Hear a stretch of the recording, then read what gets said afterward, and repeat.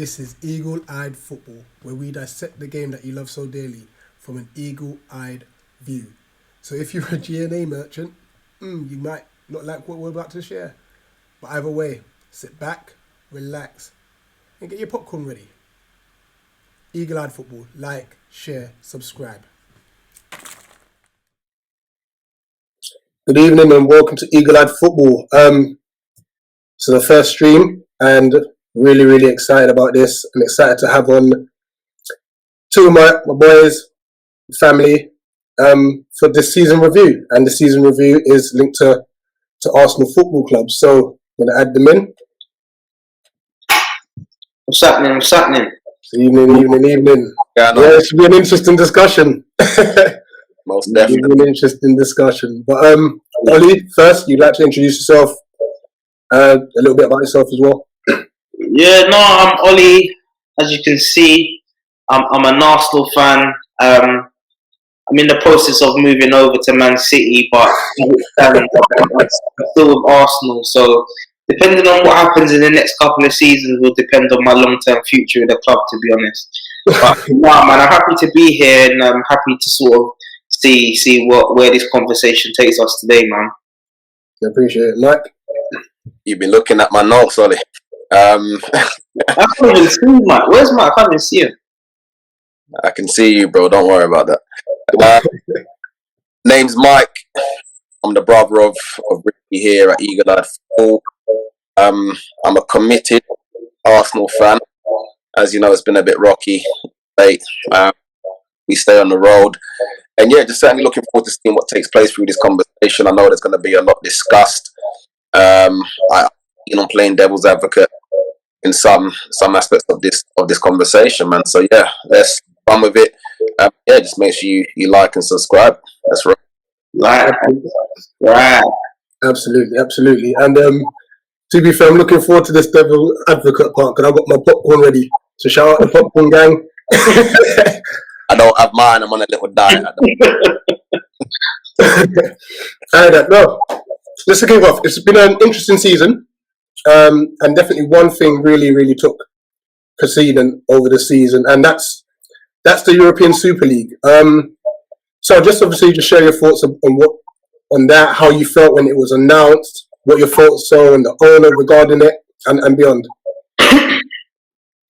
I'll say for me, like, it was a massive issue, but I think, listen, when you're an Arsenal fan, it's hard to sort of get to grips with all these different things that happen. Do you know what I mean? Because emotionally, when it comes to football and Arsenal, you're always on a bit of a roller coaster.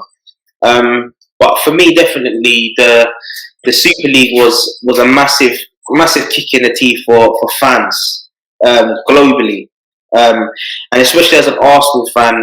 Quite frustrating, actually. Frustrating, simply because they were trying to put us in a position where we would be sitting at the top table, despite the fact that we had done nothing to get there. And that, for me as a fan, and I play football myself, so I know the whole ethos behind being a winner and having to try and all of these things, and the idea that we would just be at the top table year in, year out, just didn't sit right with me. So even just that alone kind of threw me off. I don't know what you thought about that, bro.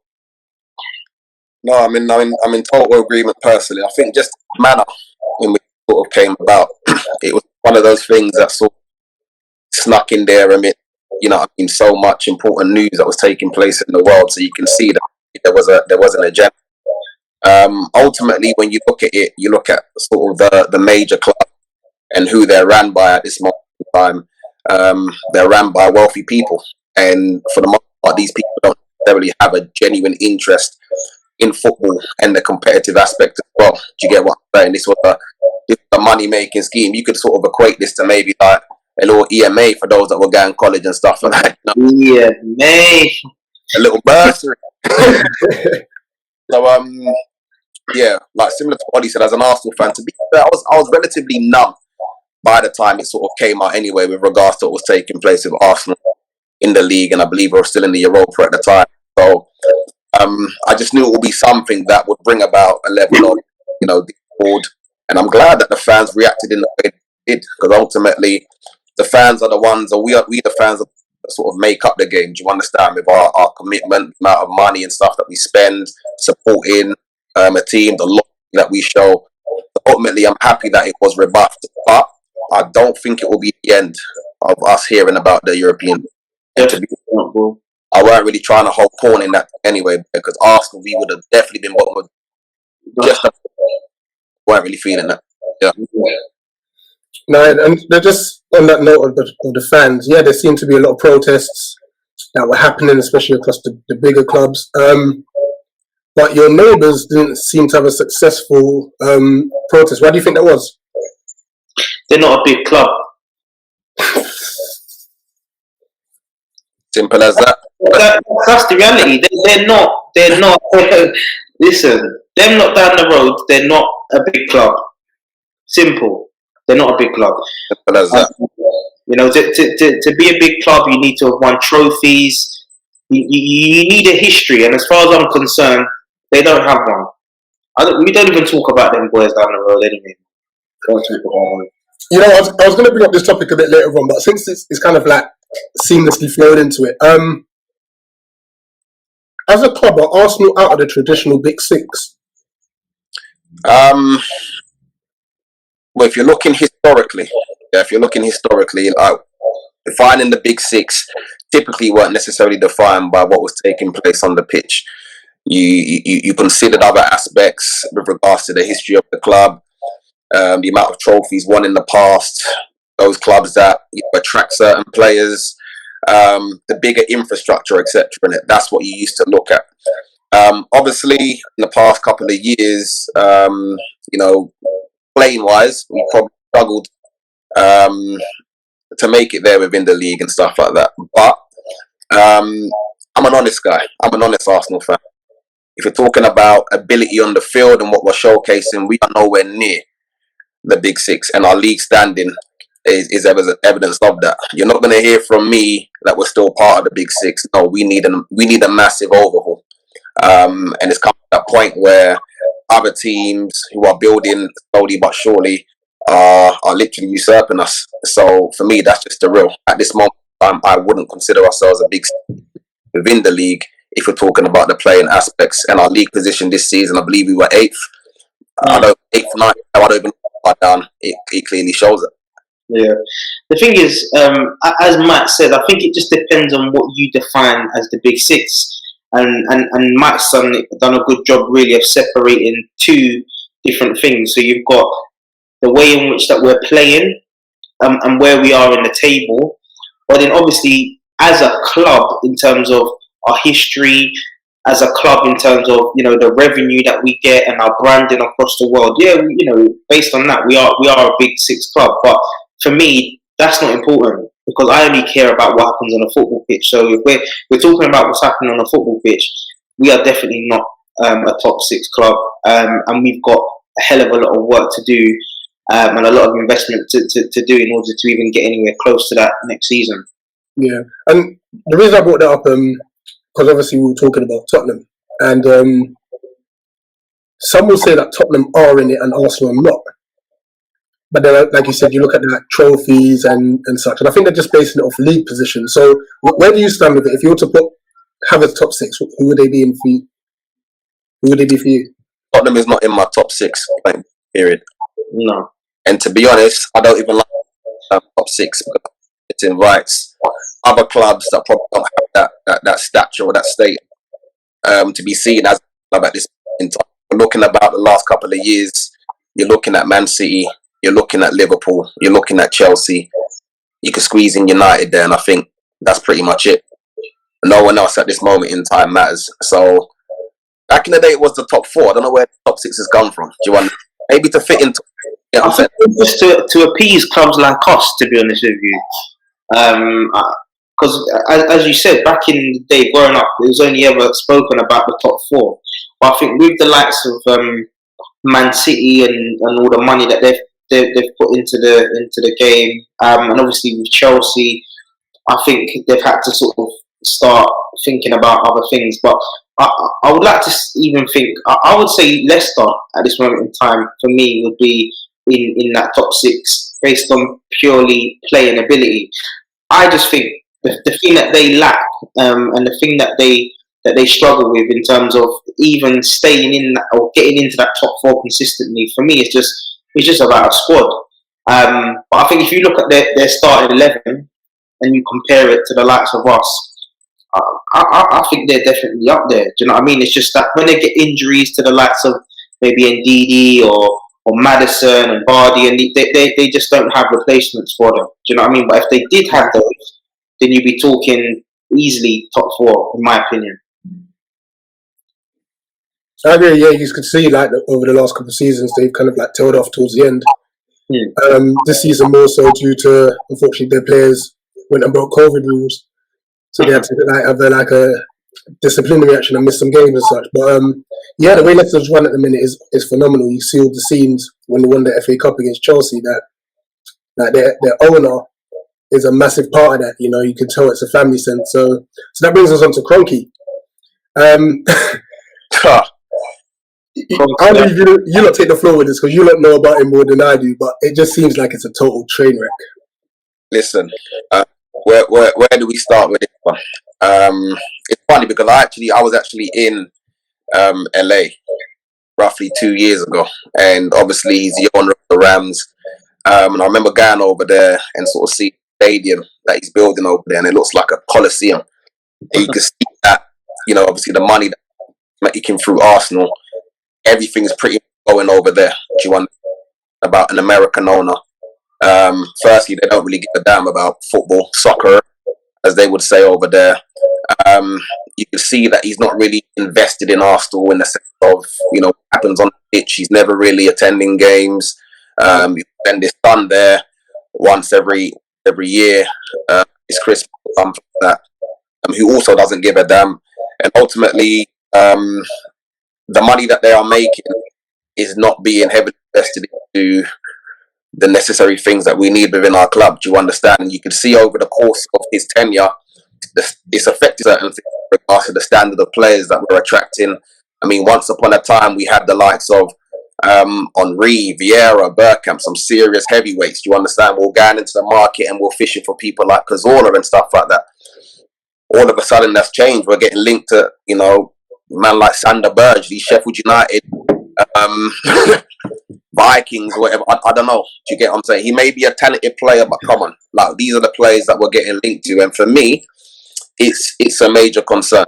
You understand? So for Kronke, I've always been Kronke out, but I'm also a realist in the sense that I know it's something that isn't going to happen, and I don't think we've got the fan base that will properly put in the work to get someone like that out. I think we're a bit polite. Do you get what I'm saying? You saw the other day with United and the whole Super League. Guys were jumping into the pitch, breaking into the pitch, willing to risk it all. What we would do as fans is probably buy the next 10 match programs, the new kit, and sit there eating the £15 hot dogs and nuggets that they sell. Do you get what I'm saying? So that's the difference. Do you get what I'm saying? We're not really about it as fans. Kronke's laughing at the moment in time because he's still making his bread. I think for me, you look at Kronke, and you look at where we've gone since he's taken over. And I think if you look at it objectively, you can see that we've been on like a downward spiral since the time he's taken over, to the point now where we've kind of plateaued in a place where we're roughly about where we should be now, about 8th in the league. And for me, the biggest issues is that I don't think that, like the other clubs who have other owners that Mike was talking about that are heavily invested in the club, he's not. For me, he's always seen Arsenal as like a business, and he's always done what I think in his mind is, I'm doing what I need to do to sort of maintain being in the top 4, because it gives me Champions League football, because it means that, you know, we can play against the top teams and blah blah blah. But if you notice, all the other teams in and around us they're not aspiring to be in the top 4. They're actually aspiring to win the Premier League. So when you've got teams who aspirations and ambitions are far greater than yours, what you find is every time you're aiming for top 4 or getting 4th, sorry, other teams are trying to get first, those teams will go above you, and eventually you will drop down, and that's what's happened with us. You mentioned the Rams, Mike. Do you think that is the case where American owners are more interested in the teams that they're associated with in their own country than they are regarding the Premier League? Again, I'm not someone that would want to sort of generalize that. Do you get what I'm saying? Because there are owners of other teams that you can see are really, really invested in their clubs and in sport here in English football. I'm just speaking about Kronke, and from what I've seen, there's greater focus and there's greater sort of investment that's taking place with LA Rams than if you look at us as a football club. And I guess we will see it differently. So the likes of myself and Ollie will see it differently because we've been heavily part of the glory years. You understand? We've witnessed where Arsenal have come from. A lot of people may not have witnessed where Arsenal have come from. I'm used to Arsenal competing for titles. I'm used to Arsenal making European finals. I'm used to Arsenal attracting the best players. I'm used to Arsenal playing a style of football that was second to none for a long period of time. You understand? So seeing where we are now, for me, that's enough evidence alone to say that, you know what, owners don't give that much of a damn as to what is taking place within our club at this moment. Definitely agree with that one. Cool. Let's roll down from obviously the owners. Before we get into Arteta, what have been the highs this season and what's been the lows? I think for me, the high and the low in our season was in our game against Villarreal. To be completely honest, high being that we're in a semi-final of the Europa, which that in itself just tells you how low Arsenal have got to now. Where I'm saying that that's a high, but the reality is for us that season that was a high for us because it was our only sort of glimmer of hope of getting back into Champions League. Even though in my heart I know that we shouldn't even really be there, but for me that was a high in that we had got that far in the competition. But also for me, that same day was one of the biggest lows because you look at what we had achieved in the Premier League. We had literally nothing else left to play for, and I can't help but feel that our players just turned up and laid down, and that for me was painful to watch. Man, we only needed to score a goal, yeah, and I know it might sound easy. It's easier said than done, but as you guys know, I play football. So one thing I know is that the worst case scenario, I'm not coming off that pitch. I have to at least concede a goal. Do you get what I'm saying? In trying to chase that goal, and I just felt like Arsenal was just content with it being 0-0. It just never ever felt like we were trying to really score that goal. And when I looked at that and I saw the players, and I just thought, do you know what? That's it, man. Like I just can't do it with this club. Sometimes I just feel like I wish I could just literally press a button and just never be an Arsenal fan. But obviously, they got you emotionally in it. But no, I think in one game that was our high and that was our low for me. Sounds like you're calling for the rapture, bro. Let it come from. Let it come from. Crazy because to be honest, that in agreement with Oles, there haven't been much hype, and I guess if I'm gonna pick one, it will probably be sort of like the emergence of the likes of Bukayo Saka, who I would say has had a stellar. I've got a few things to say with regards to that as well. I don't believe he's a player that Arsenal club should be dependent on as well. Get what I'm saying? Him being a young lad. I know there was a period of time in him personally, maybe his agent, but they were holding us to ransom with his contract and stuff like that. That will never happen back in the day with a young player. The likes of Jermaine Pennant, you say you're getting £15 a week, you're getting £15 a week.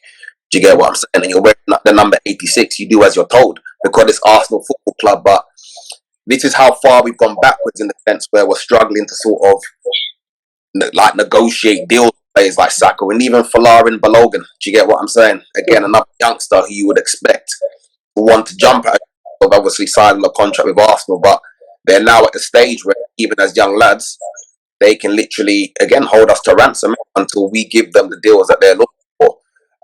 One of my significant lows is probably going to surprise you. It's like, but I'll keep it real. It was actually the aftermath after the signing of Thomas Partey. Now, one thing I remember was after we signed him, I believe there was like some of the fans and stuff. I believe there was some, music stars that actually went outside the Emirates and they made a track about it. Do you understand? Like a song. And for me, after seeing that, I was just like, wow, how low have we gone? That we've actually gonna made a song and a dance, a little halabella about a player. Club. You know what? We are finished. You know what I'm saying? And what well with that, the fact that he hasn't had the greatest season as well. I know injuries has marred his performance, but obviously there's been a level of inconsistency. We know he's a top player. Cool. Top player, we moved. There's no people. Rich school came. I don't know what happened, but it was crazy. It was nuts. Doing a song and a dance and stuff about it. Like, you will never really see that with the top clubs. All us doing that back in the day. And for me, it's just a sign of the times, man. That we're just really small. We're really small-minded as a club, and that really did bother me. And again, subsequently, you look at the season that he's had. Are they dancing anymore? Do you get what I'm saying? Although I believe he will come good. Yeah. Ollie, just on the Balogun deal, do you feel the club have just signed him like with the intention of using him, or just so that they don't lose him on a free? It's really hard to say, man. I mean, we've signed him, but he doesn't get games. Even when I felt in the Europa he should have been getting more games at least. And if I'm going to be like completely blunt with it, sorry. For me, you can see that he's much better than Eddie Nketiah. And Eddie Nketiah has been playing loads of games. Do you know what I mean? The thing is with this. See, the thing is with players is that obviously with Arsenal we're looking at it's all money, isn't it? Do you know what I mean? So he was literally going to leave us on a free. We signed him to a contract. Even if he does half decent and you end up getting 5 million for him at some point later on down the line, then it was worth it. Do you know what I mean? But more than that, I actually think there's a decent player there. If he gets the games, he's obviously very quick. He looks like he works hard, and he's definitely got an eye for a goal. So, but the problem is, I think next season with us not having no Europe, it's going to be difficult to give these guys the playing time, because now we're going to be in the Premier League where literally every game is everything. Do you see what I mean? Because that's our only way of really getting back into the Champions League. So whether or not he will get the game time that he should really have, I don't know. I know you got the Carabao Cup and FA Cup, but even those games, if we're going to be completely honest with you, this is Arsenal. We could get knocked out in the third round, fourth round, and then where's this football going to come from? So I reckon there's a good chance that they'll probably they've signed him obviously, and then we may even end up loaning him out or something, see how he gets on.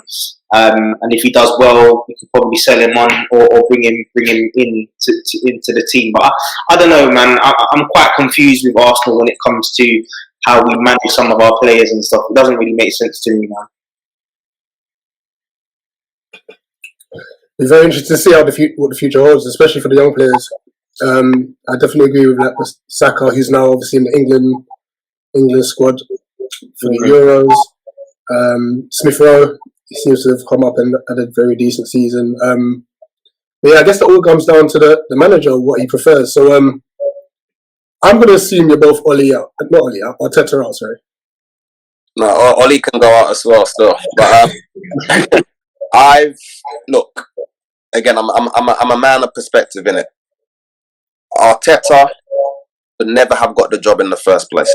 For me, that's something I've been consistent with from the jump. We've gone from Wenger, back in his time, a serial winner, and even when Wenger wasn't doing too well, he still managed to get 3 FA Cups.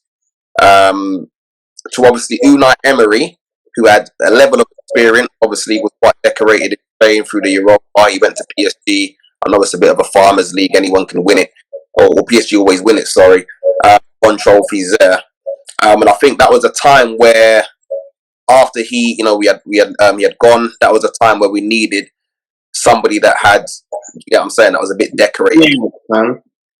Someone that was decorated. We've seen, for example, with Chelsea, like Lampard, for example, who again should never got the job at Chelsea. He obviously got it because he's one of the greatest players of all time, but he didn't do anything to earn it.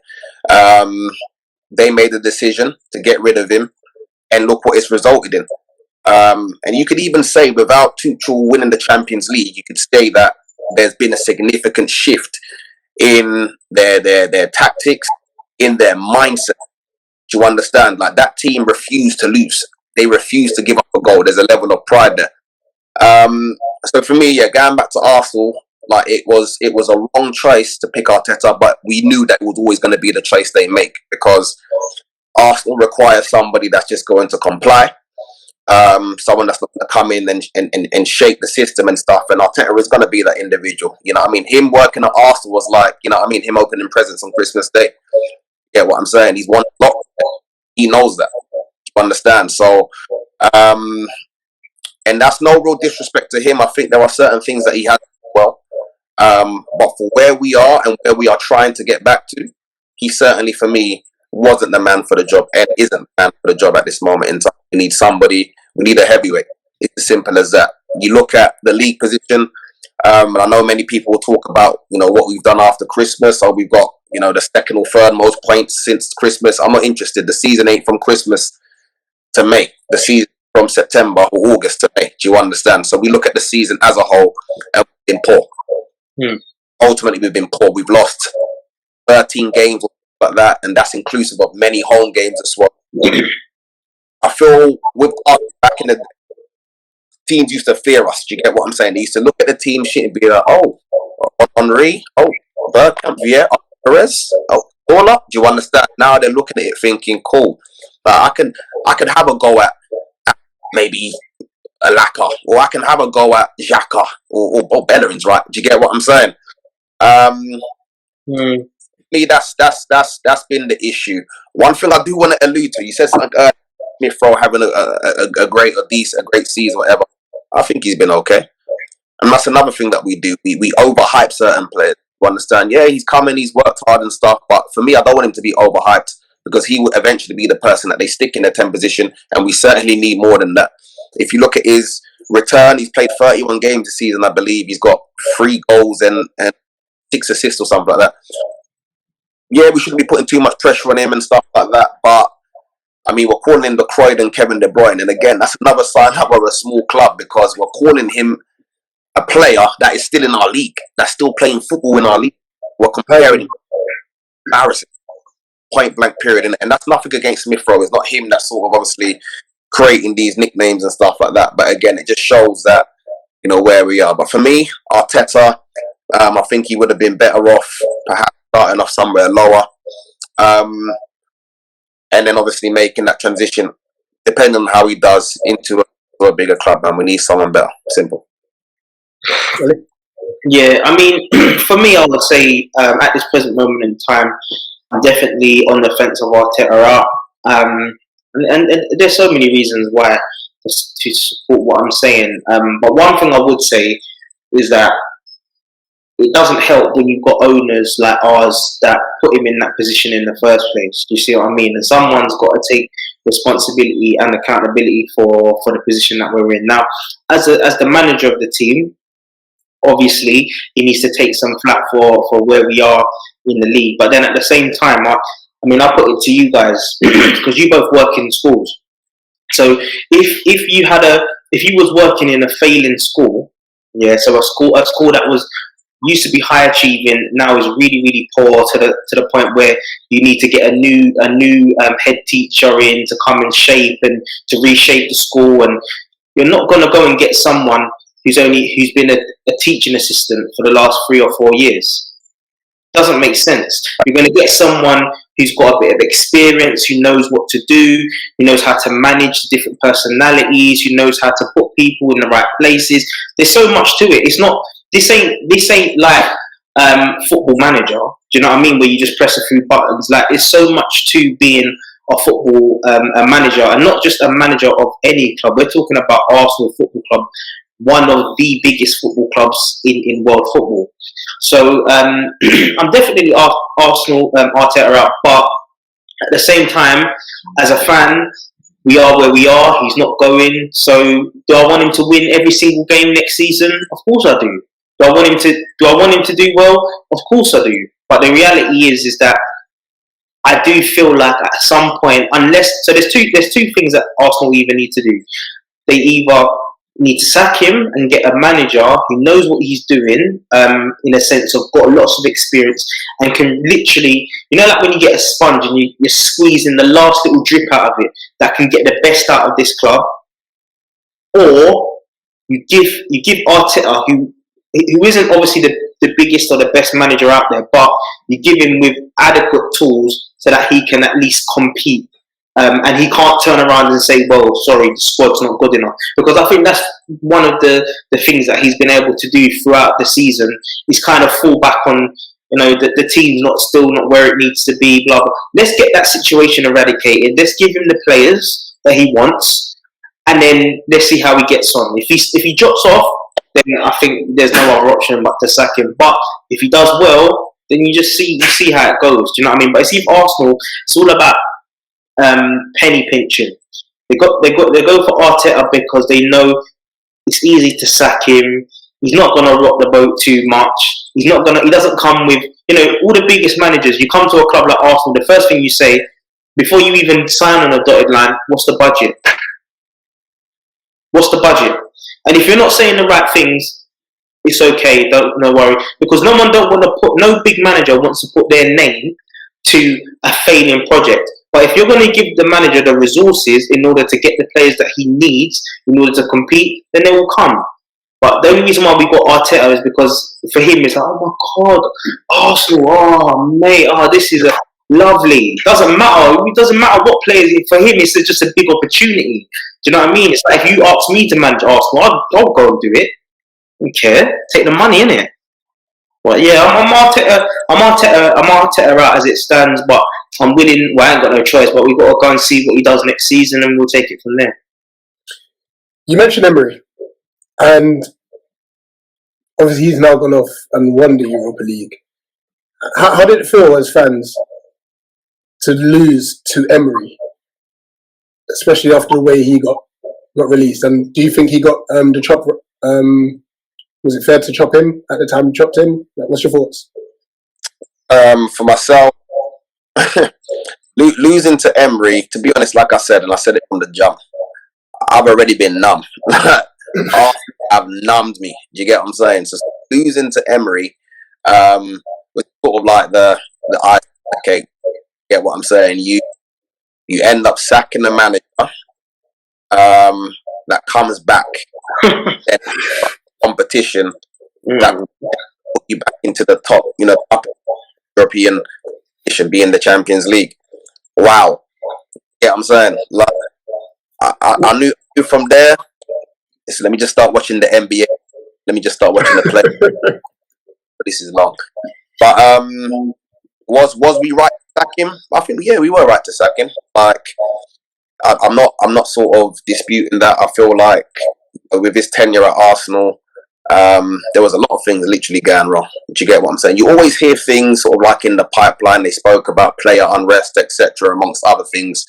But I only like to comment on what I see on the pitch, in it, or what I can see, and that was what was taking place on the pitch. And to be honest, I just felt we lacked any sort of identity, any sort of cohesion. Looking at the way he played was, there was major flaws for me. You get what I'm saying? And that alone, it just obviously it just wasn't working for me. I knew there was maybe people sort of struggling with the language barrier, the whole good evening thing and whatnot. Yeah, it was kind of lot. Ultimately,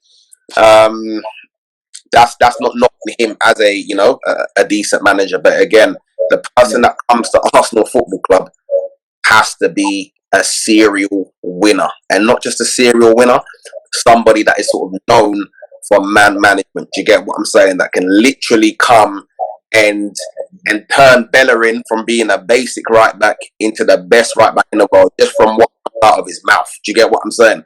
That level of motivation, that level of instilling belief into an individual. Do you understand? And I might have to put myself in the hat for the job, man. Seriously. I know you guys can vouch. Obviously, I've captained you, I've managed you. Do you get what I'm saying? I'll get the best out of you boys as myself. Do you understand? Oh, yeah, I put myself in the hat. What do you think, boss? Listen, yeah, man. I think Emery needed to go, man. He was struggling. Listen, before he come to us, he had a history of winning. I think he's probably won the Europa the most times as a manager. I think 4 times now. Yeah. So we knew we kind of always came with that, but that's not where we want to be. Do you see what I'm saying? Like, let's not overlook the fact that he also finished 7th in the Liga. Do you know what I mean? Which that is your bread and butter. So obviously something's not going too right over there as well. I just think, as Michael said, like at the end of the day, Emery was a little bit like Arteta. Although he had a lot more experience, but he was definitely a yes man. Do you know what I mean? And he's not. He never come with a massive personality. You could see at times he struggled with man management and really dealing with certain issues in the club. And I think when Arteta came into the club, there was a lot of crazy stuff going on behind the scenes as a result of him not really taking full control. Now, with Emery, I think he's the sort of manager that if everyone buys into him, then he can do really well. But you'll notice when you go to some of the bigger clubs and you've got players that are on 300 grand a week, 250 a week, it's different.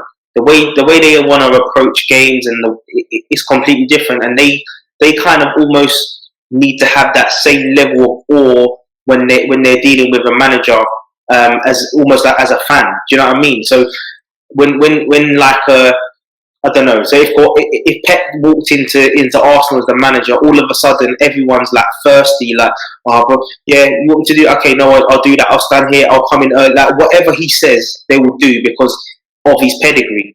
You got someone like Emery, won a few Europa Leagues, but nothing too special. Not really a big name.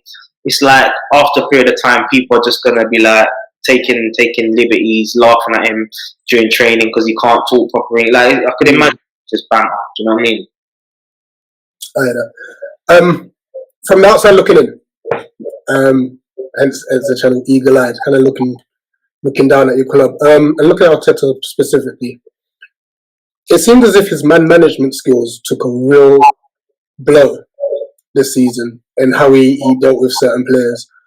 And I'm going to bring up Lacazette, who I felt this season did all right, but then got dropped for Aubameyang, who hasn't had the best of seasons. And granted, he's been phenomenal for you guys, 20 goals plus a season. But this year, it didn't click for him this year. But yet, Lacazette was always the fall guy. Now, what's your thoughts on Arteta's man management? To be fair, like that's the Lacazette Aubameyang is one example of many times in which Arteta has rotated sort of unnecessarily. Look at, for example, the period of time in form and finding his feet, and anyone that plays football and plays football at a decent level, that once you're playing games, you're doing well, and then you get dropped, it's going to take its toll on you. It's going to affect you. I mean, not just your playing, but as well. And I guess a lot of decisions that Arteta was doing, to the point where you understand, like, if this was fantasy Premier League and stuff like that, you don't want to put an Arsenal player in there because you just don't know what team he's going to pick.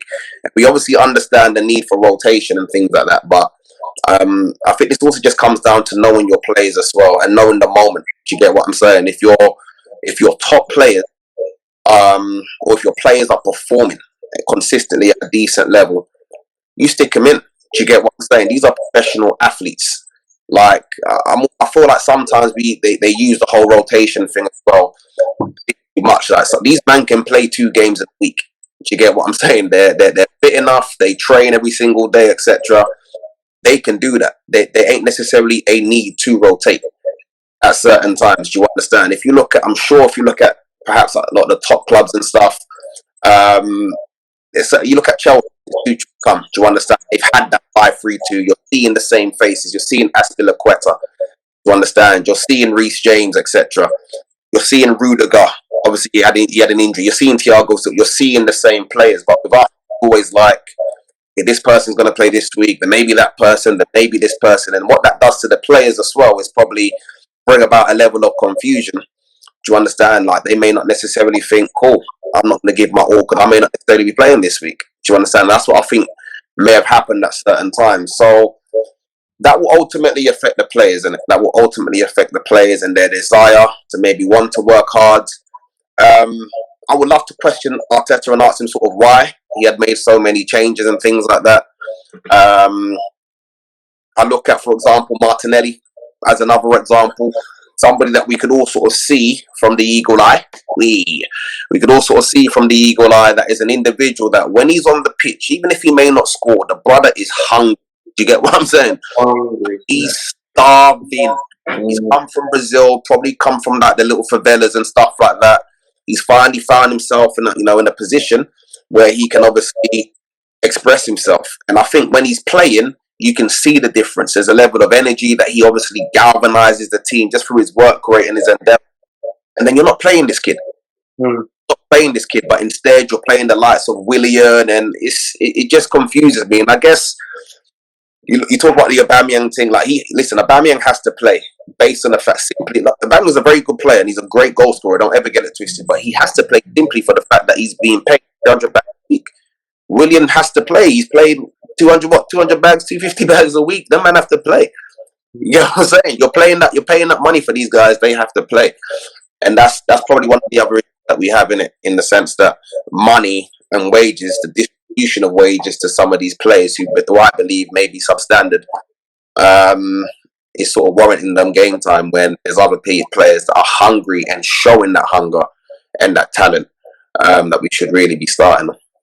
I definitely think this season we found a good balance when we had when the likes of Smith Rowe came in, and they were able to run off the likes of Lacazette as opposed to Aubameyang running off, if that makes sense. So Laka would come into the spaces, pick up the ball, they would make runs in behind.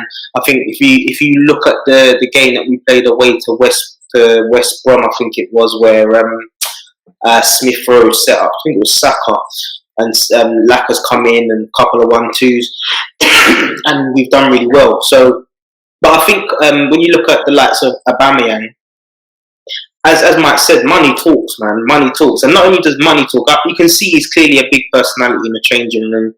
And I think what Arteta has tried to do is he's tried to get the best out of his star man. The thing is, we know as Arsenal fans, like, he's undoubtedly our best striker.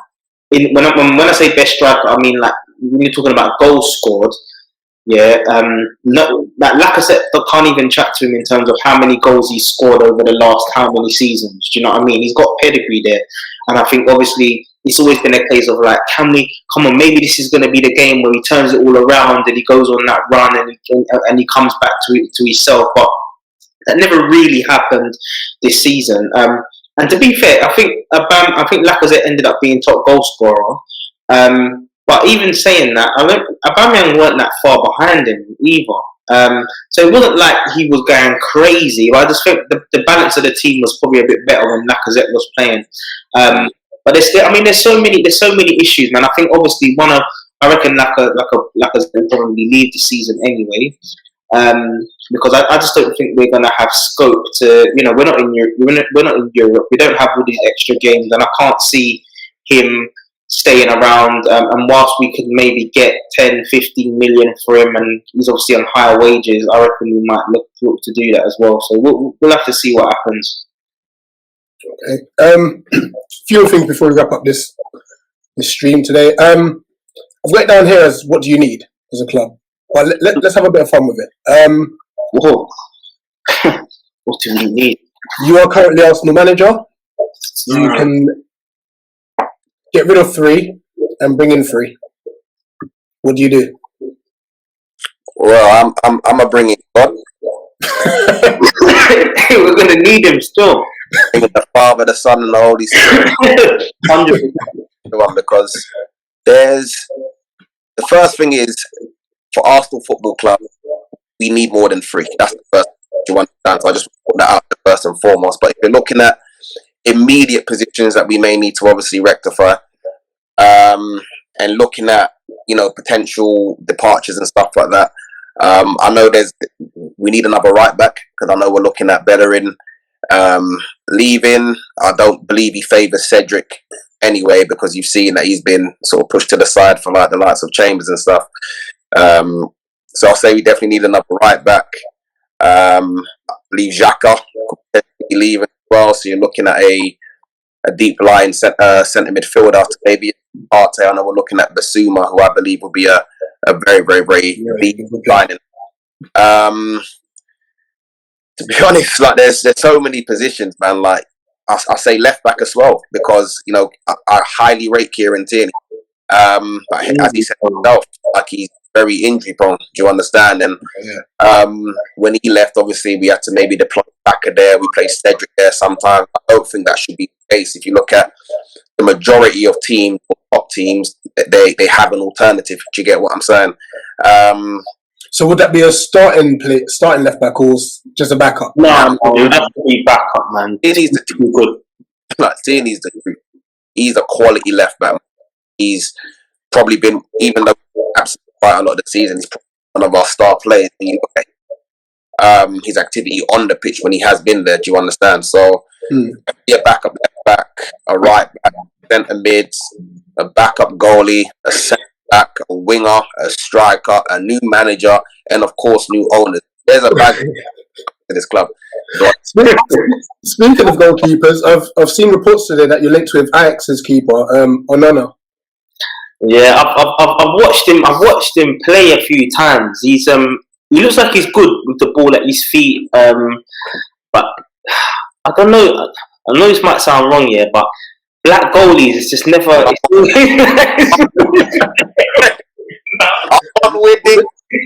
Listen, the black goalkeeper just won the Champions League. Yeah, that's true. Obviously, maybe we need to rethink things. You get what I'm saying? But I mean, he looks good. He looks like he can play at the ball. He looks quite big and commanding. But he looks like he likes to punch the ball a lot, fam. I like a goalie that catches the ball, fam. You get what I'm saying? So we'll have to see. We'll have to see. What's your free in and free out those? My free out would definitely be, at this moment in time, Bellerin would need to come out. Willian obviously would need to come out. And I mean, we've got some loan players like Ceballos is gone. But I think this might sound a little bit controversial, but I think maybe Xhaka as well. Simply Xhaka more so because I just think, although he's actually been one of our better centre midfielders this season, but I just always think with him, it's like since he's been at the club, we have never got into the Champions League. Yeah, and that for me is a damning statement. Do you know what I mean? And I think that's. I know we've won FA Cups and stuff like that, but we need better than him if we're going to get into the Champions League. And I just don't think he is the sort of personality that's going to be willing, like a Mohamed El Neni, that's going to sit on the bench and that's going to come in and do his best. He seems like he's got a big personality and he wants to start week in, week out. And you don't kind of want those sort of personalities on the bench week in, week out, causing trouble in the dressing room, issues, blah, blah, blah. So I think if we got Bellerin out, I'll be honest with you. You see the positions that we need. Yeah, I don't even think they need to be like world class. Do you know what I mean? They just need to be very, very competent. So we need a right back. I know we've been looking at the likes of Max Aarons. I think we'll be looking at the guy from Ajax as well, right back. To be honest, I don't know. Specifically who needs to come in at right back, but someone who is able to defend, someone can get up and down the pitch, and someone that's got a bit of a delivery on him. Do you know what I mean? And I think that's the main criteria for me. In the centre midfield, I think if we, Michael alluded to a bit earlier, what's his name again? Basuma, sorry, yeah. Getting Basuma, he'll give you that little bit more still and allow Partey to sort of get up and down. Because when you watch him, when he was at Atletico, he's not just a defensive mid. He gets up and down. He's athletic. He's all over the place. And I think we need to give him the ability and the platform to allow him to express himself a little bit more. Because I find he's picking up the ball very deep. And obviously, as a midfielder myself, when you pick up the ball really deep, the first thing you've always got to be responsible. You can't be taking too many risks. You can't be doing too much crazy stuff. But if you can pick up that ball maybe off a defensive midfielder in a slightly more offensive position, and you can turn out and you can start being more progressive, I think that's where it'll cause more damage. So yeah, Basuma, and then I was talking to Mike about this earlier, but Buendia, he just looks. We need a midfielder. None of our midfielders score goals. Yeah, none of our midfielders score goals.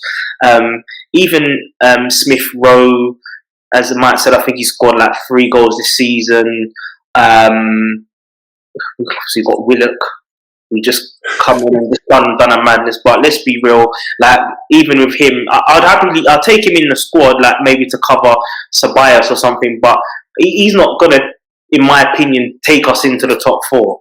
I think at the moment he's having a purple patch and he's doing really well, but I don't see him doing that consistently week in, week out. I mean, we've seen him for Arsenal, and the game's different. So when you're playing teams that are, when you're playing like you're playing for Newcastle, there's a bit more space. Teams ain't pressing you as much. They're sort of like there's less spacing behind, all of that sort of stuff. But when you come to Arsenal and teams are banking outside their goal, and you have to be a bit more intricate.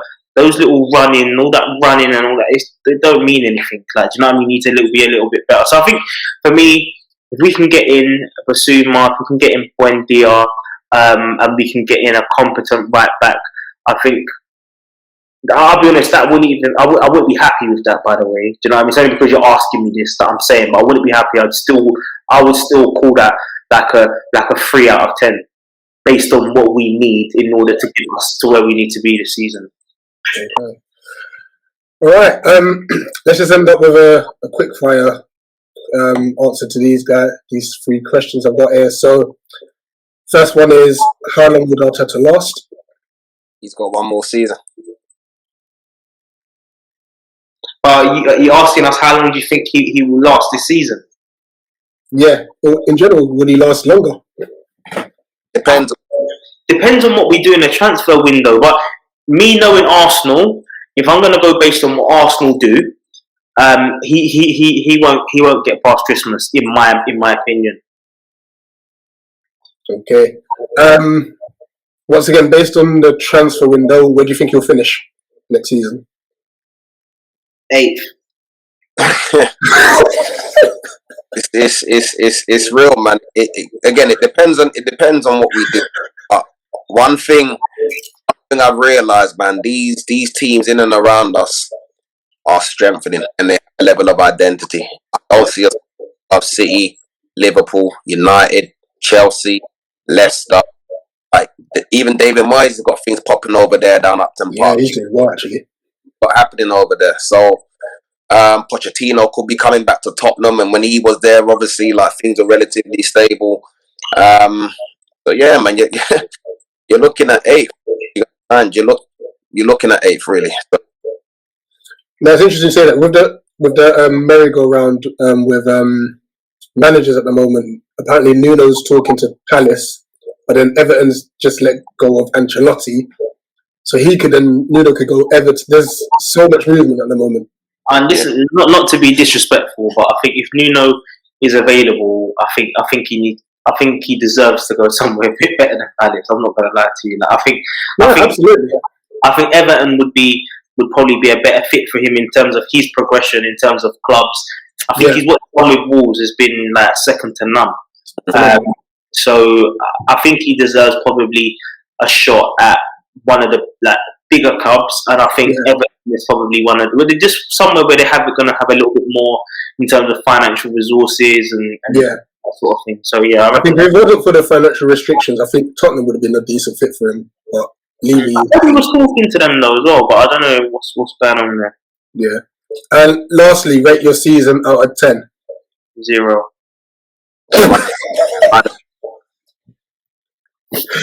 Says I was buzzing out. Says repeat that, Mike. I'm saying -1, man. Like 8. Gosh. 8th. That's embarrassing. No Euro. It's embarrassing. No trophies. It's embarrassing. Simple. There's nothing to be happy about with this season.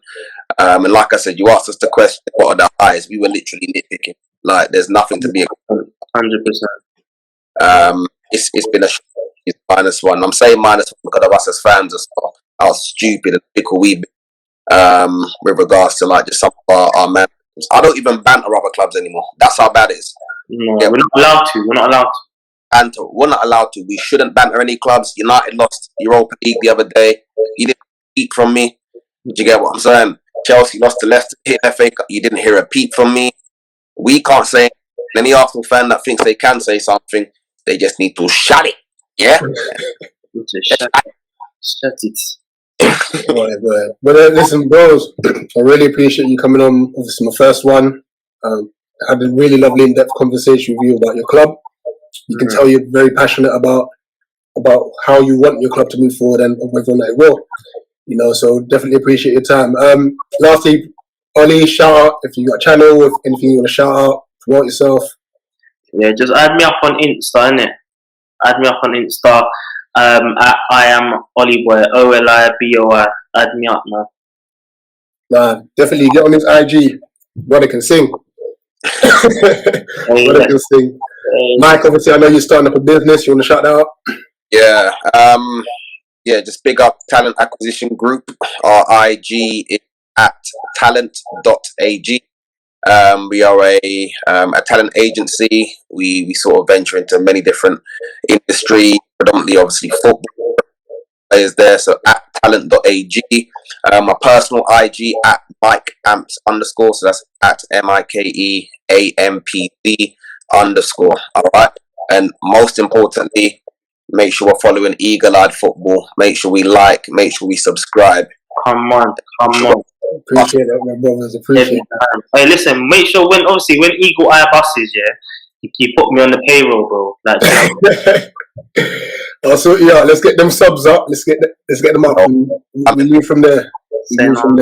But no, the whole point of the channel is to be able to give fans an opportunity to speak. Because in all honesty, we hear these pundits and stuff, and they chat nonsense. You know what I mean? So this is us. This is our space to speak, vent out, let our frustrations out. You know, and we'll be moving on to bigger and better things. So, guys, once again, thank you for your time. Like, share, subscribe, leave a comment on the stream if you agree with my boys Ollie and Mike. Things you agree with, things you disagree with. You know, and we keep moving forward. Peace. Big up.